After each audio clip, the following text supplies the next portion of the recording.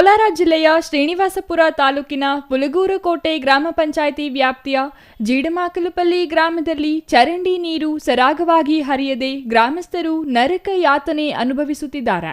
ಗ್ರಾಮದ ರಘುನಾಥ್ ಮಾತನಾಡಿ, ಚರಂಡಿ ಸಂಪೂರ್ಣವಾಗಿ ಕಸ ಕಡ್ಡಿಗಳಿಂದ ತುಂಬಿ ಹೋಗಿದ್ದು ನೀರು ಹೊರಹೋಗಲಾಗದೆ ಅಲ್ಲೇ ನಿಂತು ಕೊಳೆಯುತ್ತಿದೆ. ನಿಂತ ನೀರಿನಿಂದಾಗಿ ಗ್ರಾಮದಾದ್ಯಂತ ತೀವ್ರವಾದ ದುರ್ವಾಸನೆ ಹರಡುತ್ತಿದ್ದು ಸೊಳ್ಳೆಗಳ ಸಂತತಿ ಹೆಚ್ಚಾಗಿದೆ. ಗ್ರಾಮದಲ್ಲಿ ಸಾಂಕ್ರಾಮಿಕ ರೋಗಗಳ ಭೀತಿ ಎದುರಾಗಿದೆ. ಚರಂಡಿ ಪಕ್ಕದ ನಿವಾಸಿಗಳು ಪ್ರತಿನಿತ್ಯ ಆಸ್ಪತ್ರೆಗೆ ಅಲೆದಾಡುವಂತಾಗಿದೆ. ಸುಮಾರು 6 ತಿಂಗಳಿಂದ ಪಂಚಾಯಿತಿ ಅಧಿಕಾರಿಗಳಿಗೆ ದೂರು ನೀಡುತ್ತಿದ್ದರೂ ಯಾವುದೇ ಪ್ರಯೋಜನವಾಗಿಲ್ಲ. ಪ್ರತಿನಿತ್ಯ ಸೊಳ್ಳೆಗಳ ಕಾಟದಿಂದ ಮನೆಯಲ್ಲಿ ಇರಲಾಗದ ಪರಿಸ್ಥಿತಿ ಇದೆ. ಅಧಿಕಾರಿಗಳ ನಿರ್ಲಕ್ಷ್ಯದಿಂದಾಗಿ ನಾವು ಆಸ್ಪತ್ರೆಗೆ ಓಡಾಡೋದೇ ಹೆಚ್ಚಾಗಿದೆ. ಗ್ರಾಮದ ಜನರು ಈ ನರಕ ಸದೃಶ ಜೀವನದಿಂದ ಮುಕ್ತಿ ಬಯಸುತ್ತಿದ್ದಾರೆ.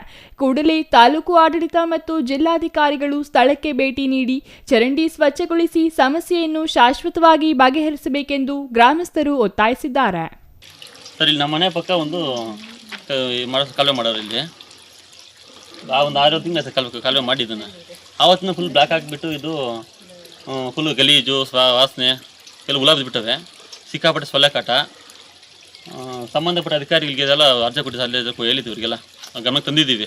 ಅವ್ರೇನು ಅದ್ರ ಬಗ್ಗೆ ಪರಿಹಾರ ಕೊಡ್ತಿಲ್ಲ, ನೋಡಲಿಲ್ಲ, ಕದೆ ಬರೋದಿಲ್ಲ, ನೋಡೋದಿಲ್ಲ, ಏನಿಲ್ಲ ಅದ್ರ ಬಗ್ಗೆ ಎಲ್ಲ. ಮನೆ ಪಕ್ಕದಲ್ಲೆಲ್ಲ ಮಕ್ಕಳಿಗೆಲ್ಲ ಜ್ವರಗಳು ಬಂದು ಪ್ರತಿನಿತ್ಯ ಹಾಸ್ಪಿಟ್ಲ್ ಹೋಗೋ ಕೆಲಸ ಆಗಿಬಿಟ್ಟಿದೆ.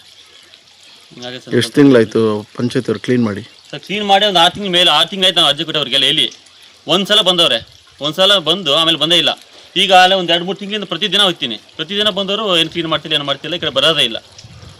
ಏನು ಬಿಲ್ಗಳು ಹಾಕ್ಬೇಕಂತಾರೆ, ಬಿಲ್ಗಳು ಬರೋದಿಲ್ಲ, ಏನೂ ಇಲ್ಲ.